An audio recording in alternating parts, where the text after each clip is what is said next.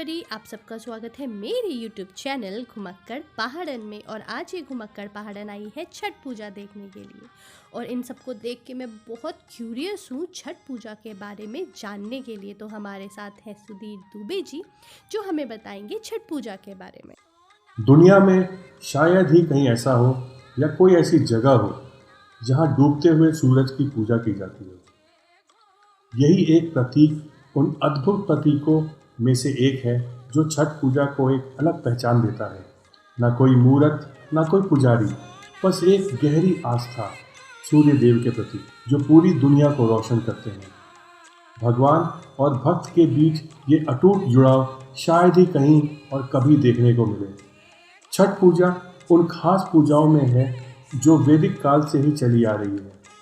शायद इसीलिए इसमें कोई जाति या धर्म का विच्छेद नहीं है, क्योंकि उस ज़माने में जाति व्यवस्था का प्रचलन था ही नहीं। और ये ऐसा एक त्यौहार है जिसका रंग रूप इतने सालों से कुछ खास बदला नहीं है। यहाँ मिठाइयाँ या पकवान बाजार से नहीं आते और घर में ही सब बनाया जाता है। कोई धार्मिक भजन या मंत्र नहीं होता, सिर्फ लोकगीत ही गाया जाता है, जिसकी एक खास किस्म की मनभावक धुन होती है जो कोई भी आसानी से गा सकता है। मूलतः छठ पर्व बिहार, झारखंड, पूर्वी उत्तर प्रदेश और नेपाल में मनाया जाता है, लेकिन इसकी आस्था की लौ अब दुनिया के कोने कोने में पहुंच चुकी है। चाहे अमेरिका हो, यूरोप या अफ्रीका, किसी भी देश में छठ हो, लेकिन एक और ख़ास बात है इसके तौर तरीके कहीं भी नहीं बदले हैं। सारे संस्कार एक जैसे ही होते हैं। वही छठ का दौरा या टोकरी, और टोकरी में सूप या सुपली। सूप में कई प्रकार के फल जैसे संतरा, सेब, शरीफा, पानी फल, अमरूद, नारियल इत्यादि। और इन सारी चीज़ों का प्रहरी लंबे लंबे गन्ने। कार्तिक मास के छठे दिन से ये 4 दिन का पर्व शुरू होता है। इसी छठवें दिन की वजह से इसका नाम छठ पड़ा। पहले दिन को नहाए खाए कहते हैं।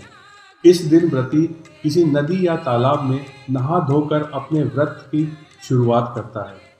गंगा मैया में ये करना सबसे अच्छा माना जाता है, लेकिन हर जगह तो गंगा मैया है नहीं, पर किसी भी पानी का स्रोत हो तो चलता है। नहाने के बाद साफ सफाई की जाती है और उसी गंगा के जल से सारा शुद्धिकरण होता है।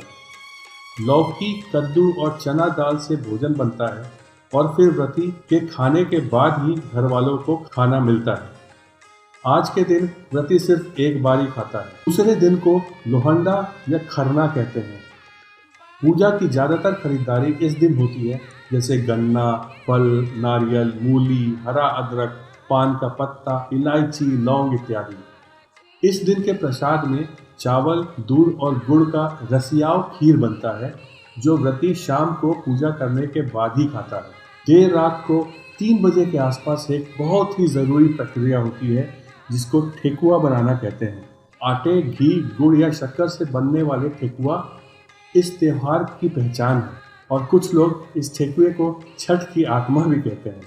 तीसरा दिन 2 भागों में बटा होता है। पहला सांध्य अर्घ और दूसरा कोसी। सांध्य अर्घ में डूबते हुए सूरज की आराधना की जाती है।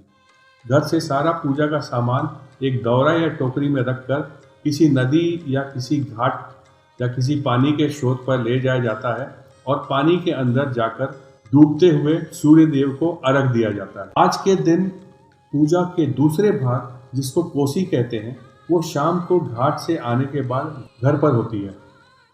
इसमें 5 गन्नों का एक स्तंभ बनाया जाता है, जिसको हल्दी चढ़े कपड़े से ऊपर बांध देते हैं।